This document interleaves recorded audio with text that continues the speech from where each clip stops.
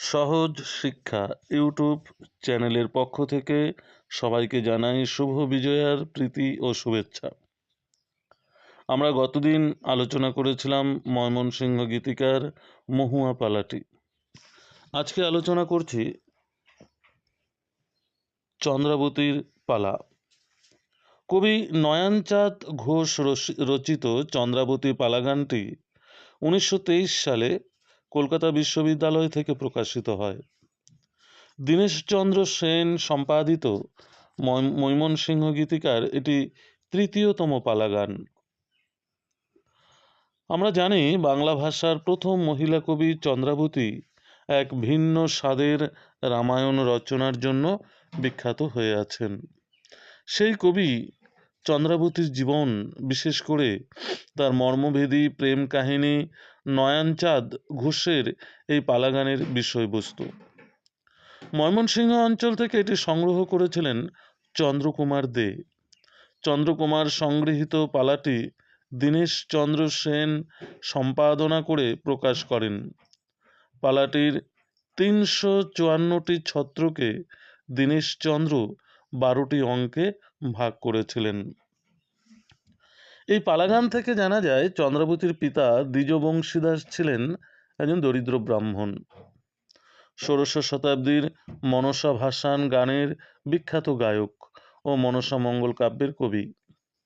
তিনি ছিলেন ময়মনসিংহ জেলার কিশোরগঞ্জ অঞ্চলের ফুলেশ্বরী নদীর ধারে পাতুয়ারি গ্রামের বাসিন্দা। দ্বিজ বংশীদাসের পিতা ছিলেন যাদবানন্দ আর মা ছিলেন অঞ্জনা, আর চন্দ্রাবতীর মায়ের নাম ছিল সুলোচনা। চন্দ্রাবতীর দেওয়া বর্ণনা অনুযায়ী আমরা বলতে পারি, ধারাস্রোতে ফুলেশ্বরী নদী বহি যায়, বস্তি যাদবানন্দ করেন তথায়। ভট্টাচার্য ঘরে জন্ম অঞ্জনা ঘরণী, বাঁশের পাল্লায় তালপাতার ছাউনি। অর্থাৎ দরিদ্র ব্রাহ্মণ পরিবারে জন্ম নেওয়া চন্দ্রাবতী বিদ্বান পিতার কাছে শিক্ষালাভ করেন ছোট থেকেই। দ্বিজ বংশীদাস শুধু বিদ্বানই ছিলেন না, পরম ধার্মিকও ছিলেন। বাড়িতে শিব পুজো করতেন। রোজ সকালে পুকুর পাড়ে শিব পূজারী দ্বিজ বংশীদাসের পুজোর ফুল তুলতে যেত তার কিশোরী কন্যা চন্দ্রাবতী। সেখানে জয়ানন্দ নামে এক কিশোর তাকে ফুল তুলতে সাহায্য করত। সকাল সন্ধ্যা পুজোর ফুল তুলতে গিয়েই তাদের মধ্যে বন্ধুত্ব হয়, আর সেখান থেকে প্রণয় প্রেম। নয়নচাঁদের বর্ণনা অনুযায়ী বলা যায়, চাইরকোনা পুষ্করিণীর পাড়ে চম্পা নাগেশ্বর, ডাল ভাঙো পুষ্প তুলো কে তুমি নাগর, আমার বাড়ি তোমার বাড়ি ওই না নদীর পাড়, কি কারণে তুলো মালতীর হার, প্রভাতকালে আইলাম আমি পুষ্প তুলিবারে, বাপেত করিব পূজা শিবের মন্দিরে। কাহিনীর শুরুতেই মামার বাড়িতে আশ্রিত পিতৃমাতৃহীন জয়ানন্দ চন্দ্রাবতীকে প্রেম পত্রে 2.5 অক্ষরের প্রেম নিবেদন করে বসে। শুধু তাই নয়, জয়ানন্দ পরে আবার প্রেমপত্রও পাঠায়। সে প্রেমপত্র ছিল গোছানো, সাহিত্য রসে সমৃদ্ধ। পরথমে লিখিল চন্দ্র গোচরে, পুষ্পপাতে লেখে পত্র 2.5 অক্ষরে। প্রথম প্রেমপত্র পেয়ে কিশোরী চন্দ্রাবতীর মন উচাটন হয়। হৃদয়ের পাপড়িগুলো যেন হালকা হাওয়ায় উড়তে থাকে। চন্দ্রাবতীও পিতাকে শিব পূজার সাহায্য করার জন্য নির্জনে সুযোগ খুঁজে জয়ানন্দের চিঠি পড়তে বসে। তার আবেগ ধরে রাখতে পারে না, তার 2 চোখ বেয়ে জল পড়ে। প্রথম যৌবনে প্রথম প্রেমে পড়ার আবেগ। চন্দ্রাবতীও মনের কথা লিখে উত্তর দেয়। এভাবেই প্রেমপত্রের মাধ্যমে 2টি হৃদয় কাছাকাছি আসে। চন্দ্রাবতী জয়ানন্দকে স্বামী হিসেবে কামনা করে। তোমারে দেখিব আমি নয়ন ভরিয়া, তোমারে লইব আমি হৃদয়ে তুলিয়া, বাড়ির আগে ফুটটা রয়েছে মল্লিকা মালতী, জন্মে জন্মে পাই যেন তোমার মতন পতি। জয়ানন্দ এমনিতে অস্থির, উদ্দাম। ফুল তুলতে গিয়েই ধৈর্য হারিয়ে ডাল ভাঙে। সে চন্দ্রাবতীকে পেতে আর দেরি করতে চায় না। স্বাভাবিকভাবেই তার প্রেম পরিণতি পেতে চায়। তবে জয়ানন্দের প্রতি চন্দ্রাবতীর গভীর অনন্ত সংযত প্রেম পিতার অনুমতির অপেক্ষা করে। মোর ঘরে আছে বাপ, আমি কিবা জানি, আমি কেমনে দেই উত্তর অবলা কামিনী।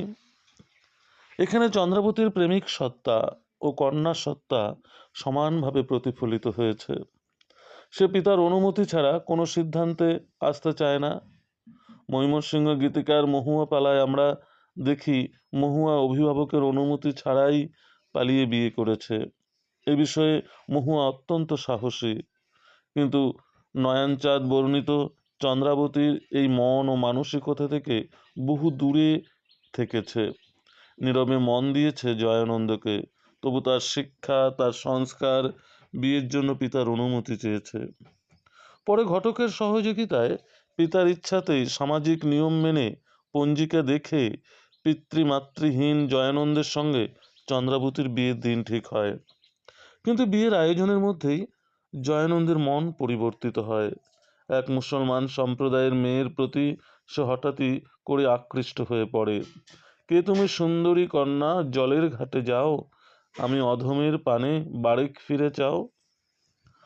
জয়ানন্দ এই মেয়েটির প্রতি এতটাই আকৃষ্ট হয় যে চন্দ্রাবতীর কথা সে ভুলে যায় তাদের ফুল তোলার স্মৃতি, ভুলে যায় প্রেমপত্র, বিবাহের আয়োজনের কথা, ভুলে যায় জমপটে আঁকা নানা রঙের ছবির মতো হৃদয় কাষ্ঠে জড়িয়ে থাকা স্বপ্নের কথা। এদিকে পূর্ব নির্দিষ্ট দিনে দ্বিজ বংশীদাসের প্রতিবেশী রমণীরা গান গেয়ে পানে খিল দিয়ে বিয়ের আয়োজনে ব্যস্ত হয়ে পড়ে। চন্দ্রাবতীর হৃদয় আঁচল আর আঙিনা জুড়ে খুশির হাওয়া বয়ে চলে তখনও। চন্দ্রাবতীর বিয়ের বাড়িতে দিনে বিয়ের এই আয়োজন চলাকালীন সেই নিদারুণ খবর আসে। পাড়াপড়শিরা জানায় জয়ানন্দ ওই মুসলমান সম্প্রদায়ের মেয়েকে বিয়ে করেছেন, ইসলাম ধর্ম গ্রহণ করেছেন।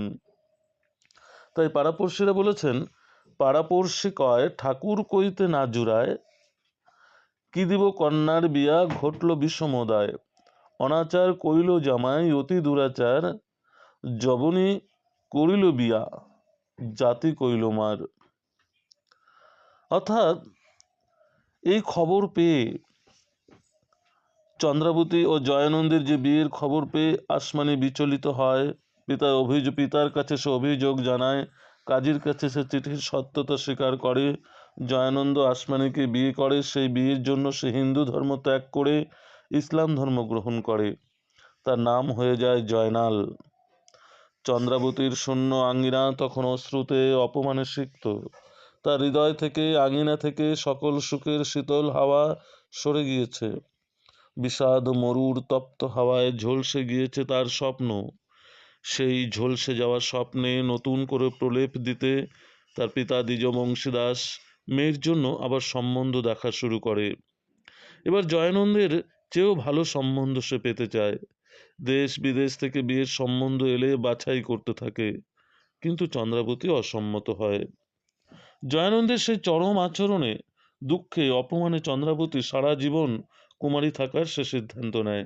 সে পিতাকে তার সিদ্ধান্তের কথা জানায়। তাই পিতাকে বলে, সম্বন্ধ আসিল বড় নানা দেশ হইতে, একে একে বংশীদাস লাগে বিচারিতে। চন্দ্রাবতী বলে, পিতা মম বাক্য ধরো, জন্মে না করিব বিয়া, রইব আই বড়। শিব পূজা আমি শিব পদে মতি, দুঃখিনীর কথা রাখো, করো অনুমতি। পিতা দ্বিজ বংশীদাস তার সুশিক্ষিত দৃঢ়চেতা মেয়ের এমন কঠিন সিদ্ধান্তে সে মেনে নেন। তৎকালীন সমাজের নিদারুণ নিম্নবিত্ত বাঙালি পরিবারের অভিভাবকের পক্ষে মেয়েকে সারা জীবন কুমারী রাখার সিদ্ধান্ত মেনে নেওয়াটা খুব সহজ ছিল না। কুমারী মেয়ের জন্য অরক্ষণীয় শব্দটিও ছিল বেশ প্রচলিত। তবু দ্বিজ বংশীদাস এই কঠিন সিদ্ধান্তে সম্মতি দিয়েছিলেন। সেই সঙ্গে মেয়েকে ভবিষ্যতের পথও দেখিয়েছেন। অনুমতি দিয়া পিতা কয় কন্যার স্থানে, শিব পূজা করো আর লেখো রামায়ণে। বলা বাহুল্য, দ্বিজ বংশীদাস চন্দ্রাবতীকে তৎকালীন ব্রাহ্মণ্য সমাজের কন্যার মতো করে পালন করেননি। তাকে লেখা পড়া শিখিয়েছেন, তাকে তিনি প্রকৃত সন্তান হিসেবে পালন করেছিলেন। তাই নির্দ্বিধায় তার সন্তানকে নির্দেশ দিয়েছেন রামায়ণ রচনা করতে। পিতার নির্দেশ পাওয়ার পর চন্দ্রাবতীর জীবনে শুরু হয় এক অন্য অধ্যায়, শুরু হয় সাধনার জীবন। পাতুয়ারি গ্রামের বাড়িতেই দ্বিজমাধব একটি শিব মন্দির নির্মাণ করে দেয় চন্দ্রাবতীকে। সেখানে শিব পূজা ও অবসরে বিদ্যাচর্চায় মন দেয়। সম্পূর্ণ তপস্যার জীবনে সে নিজেকে অভ্যস্ত করে তোলে। একদিন কালের স্রোতে ভেসে আসে। হঠাৎ একদিন জয়ানন্দ নিজেকে ভুল বুঝতে পারে। বিয়ের কিছুদিন পর, মূলত 2-3 বছর পর হয়তো বোধহয় তার মোহভঙ্গ হয়। হিন্দু সমাজের শিক্ষা ও সংস্কৃতিতে বেড়ে ওঠা জয়ানন্দ মুসলমান সমাজে হাঁপিয়ে ওঠে।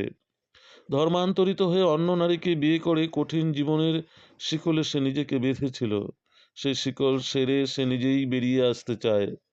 রূপের মোহ কেটে গিয়ে তার জীবনে তখন জলে বিষ, বাতাসে বিষ। সে আবারও চন্দ্রাবতীকে চিঠি লেখে অন্তত একবার দেখা করার জন্য। জয়ানন্দের চিঠি পড়ে চন্দ্রাবতীর মন বিচলিত হয়। ছোটবেলার স্মৃতি তাকে যেন দুর্বল করতে থাকে। জয়ানন্দকে যেন ক্ষমা করতেও ইচ্ছে হয়। বারবার জয়ানন্দের চিঠি পড়তে থাকে। ঝরে পড়া স্মৃতির পাপড়িগুলো যেন আবার হাওয়ায় দোল খেতে শুরু করে। কিন্তু চন্দ্রাবতী এবারেও নিজেকে সংযত করে। তখনও পিতার অনুমতির অপেক্ষা করে। কিন্তু পিতা দ্বিজবংশীদাস এবার অনুমতি দেয়নি। বলেছেন, তুমি যা লইছ মাগো সেই কাজ করো, অন্য চিন্তা মনে স্থান নাহি দিও আর। অর্থাৎ চন্দ্রাবতীকে শিব পূজায় মনোনিবেশ করতে বলেন। কিন্তু জয়ানন্দ চন্দ্রাবতীর কাছে ক্ষমা চাইতে ছুটে আসে চন্দ্রাবতীর শিব মন্দিরে। সারা রাত মন্দিরের দরজায় সামনে চন্দ্রাবতীর জন্য অপেক্ষা করে। অনেক ডাকাডাকি করলেও চন্দ্রাবতী আর মন্দিরের দরজা খোলেনি। তখনও সে পিতার কাছে পিতার মতো শিবের ধ্যান করতে থাকে, নিজেকে মগ্ন রাখে স্মৃতিকে মুছতে। কিসের সংসার, কিসের বাস, কিবা পিতা মাতা, পুজিতে ভুলিল কন্যা শৈশবের কথা। জয়ানন্দ ভুলি কন্যা পুজোয় শঙ্করে, এক মনে ভাবে কন্যা হর বিশ্বেশ্বরে। শান্তিতে আছয়ে কন্যা একনিষ্ঠ হইয়া, আসিল পাগল জয়া শিকল সিরিয়া। জয়ানন্দের কর্মফল ভোগ করার সাহসও নেই। সে প্রায় উন্মাদ হয়ে যায়, নিজেকে চরম পরিণতির দিকে এগিয়ে নিয়ে যেতে চায়। মন্দিরের বাইরে থেকে সারা রাত ধরে চন্দ্রাবতীকে ডেকেও সাড়া না পেয়ে মন্দিরের দরজায় সন্ধ্যা মালতীর রক্তরসে ক্ষমা ভিক্ষা চেয়ে যায়। শৈশবকালের সঙ্গী তুমি, যৌবনকালের সাথী, অপরাধ ক্ষমা করো তুমি চন্দ্রাবতী। পাপিষ্ঠ জানিয়া মোরে না হইলা সম্মত, বিদায় মাগি চন্দ্রাবতী জন্মের মতো।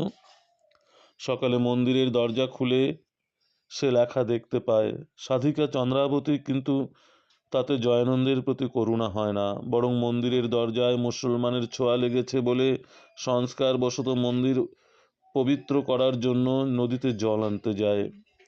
নদীর ঘাটেই জয়ানন্দের মৃতদেহ ভাসতে দেখে চন্দ্রাবতী উদাস হয়ে যায়। নির্বাক হয়ে তাকিয়ে থাকে জয়ানন্দের দিকে। জয়ানন্দের মৃতদেহ দেখে চন্দ্রাবতীর মানসিক অবস্থা বর্ণনা করতে গিয়ে নয়নচাঁদ লিখলেন, দেখিতে সুন্দর নাগর চাঁদের সমান, ঢেউর উপর ভাসে পূর্ণমাসের চান, আখিতে পলক নাহি, মুখে নাহি বাণী। এভাবেই নয়নচাঁদ শেষাংশে জয়ানন্দ ও চন্দ্রাবতীর প্রেমকে অক্ষুণ্ণ রাখতে চেয়েছেন। বাস্তব ঘটনা বিশিষ্ট কাহিনীকে জয়ানন্দকে কবি খলনায়ক করে তোলেননি, বরং করুণার উদ্রেক করেছেন। শেষ পর্যন্ত তিনি এই প্রেম কাহিনীকে অপার্থিব প্রেম কাহিনী বলতে চেয়েছেন। এভাবেই ময়মনসিংহ গীতিকার যে চন্দ্রাবতীর পালাটি এক অপার্থিব প্রেম কাহিনী রূপে ফুটে উঠেছে। এই ছিল ময়মনসিংহ গীতিকার চন্দ্রাবতীর পালা। সম্পূর্ণ বিস্তারিত আলোচনা করেছি। তোমরা কাহিনীটা ভালো করে শুনবে। তারপর আমরা নেক্সট ভিডিওতে এখান থেকে কি ধরনের প্রশ্ন থাকতে পারে আমরা প্রশ্নোত্তর পর্ব নিয়ে আলোচনা করব। ধন্যবাদ। যদি অডিওটি ভালো লাগে তাহলে অবশ্যই সকলকে